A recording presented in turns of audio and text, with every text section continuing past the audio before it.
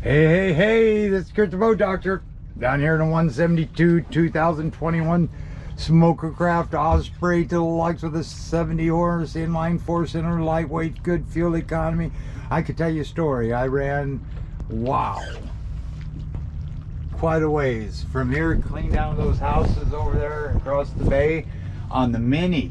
I had a vapor lock and it was windier and choppier than that son of a gun. I cut the hose through it and then the water separator, and I just made it back to the dock on that little bit, half that size of filter. Anyway, no leaks, very stable.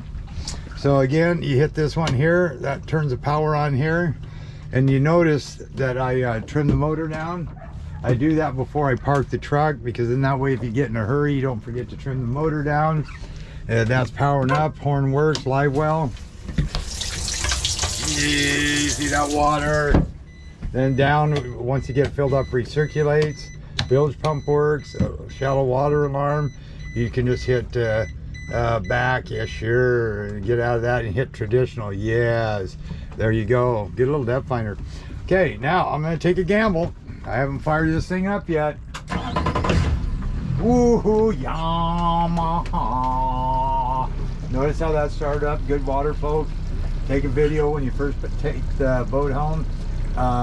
Like what we're doing here, to see how much water's coming out and make sure the motor ain't shaking. If the motor was shaking like this really hard, just sitting here idling, that's telling me you got water in it somehow. But there's a way to fix that real quick that won't ruin your day. That's where this 10 micron comes in. Change that once a year. Stick with Yamaha. They got like 5 layers of paper in there, so if you get the other ones full of water, you probably ain't going to be able to start it, but it protects your motor. This way you can protect your motor and then start your motor. So anyway, foot toe holes there, I'll show you that. Grab handles right there. You got fish box sitting right there. You got storage there. It doesn't need the bow light. Did I put that down there? I better on my notes. Boarding out here. See, your bow light. I sure in the heck did. Okay, that's sure quiet, isn't it? Wow. Okay, very stable. Look at this. That's that reverse chine. Got strakes. So what I normally do in windy days is I'll always undo the back first, like this, carry the rope with me. Then I undo the front one, because a lot of times the front one's the one that's going to blow over on you. But we do have a little north wind. Tide's coming in too, so that helps out as far as coming in back to the dock.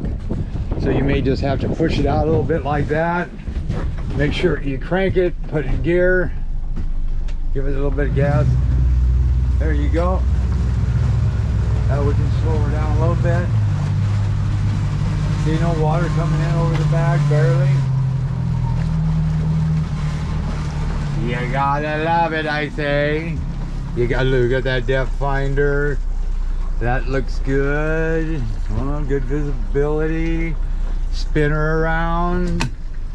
Don't look like a clown. Steers easy. Full tank of gas. Now, just remember when you check your gas, make sure you're sitting flat, because if you hit it, watch that gas gauge.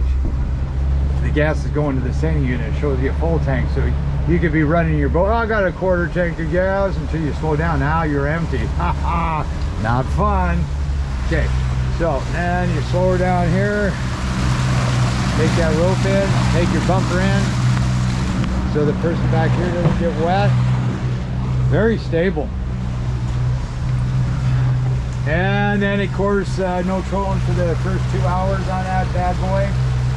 Vary your speed, say quarter, half, 3/4 full, like maybe 8 minutes all the way up, 8 minutes all the way down. Then maybe half throttle, 3/4 full throttle.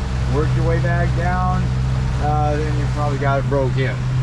Okay, so what I do, because they've been running at the factory for 2 hours anyway, because they want a 96%, they never have a warranty issue.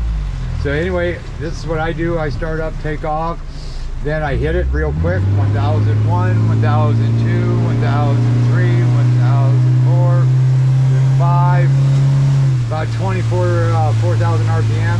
5/4 is doable, but you know, that's where I start my line. If you get up in 4, this does 5, but there is a way you can get this thing up quicker. And that's because of the 70, of course, but this 70 does really good for this hole.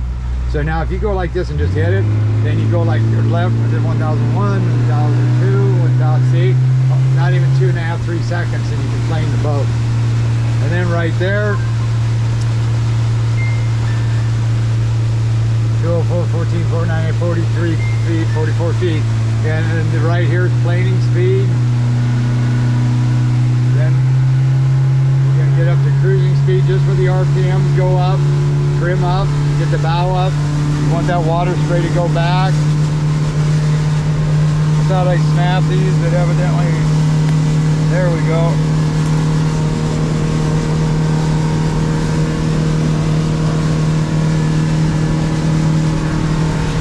Okay, so if you find it a little hard to steer, trim down a little bit until you can steer easy. There you go, both ways. So right there's a good cruising speed, about 4,600, about 30 miles an hour. Then I'm going to trim it up. See all the water sprays back there. We're turning about 5,000 according to that.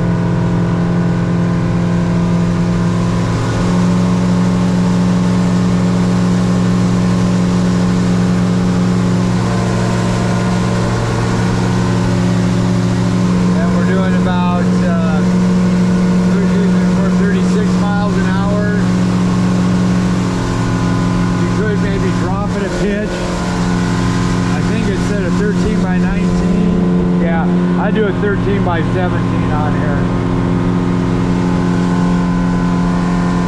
Yeah, that's what I'd put on there. Okay, everything works good. Turn that off, you just hit that switch there. Very quiet motor, nice boat, turn it down, do a turn. Then if you trim to the, there, see how easy that is? You trim up. That's blowing out, so trim it down. Have you heard that? That means you trimmed too high on the turn.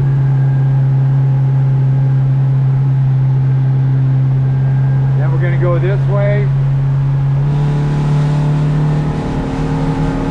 Very smooth, look at that. Princess Sushi! Or is it Sushi? 5,000, trim around. Definitely dropped the pitch, 3,500. Okay, we're about 35 miles an hour. Trim her down, you're looking good. This is a sold boat. Beautiful. Ooh, tilt wheel too, see that there? Whoa, fuel gauge and speedo volts. Your gauges. Ooh, resets and set uses 12 volt power play. This is your doctor's orders. Use your boat every weekend or every day if you can.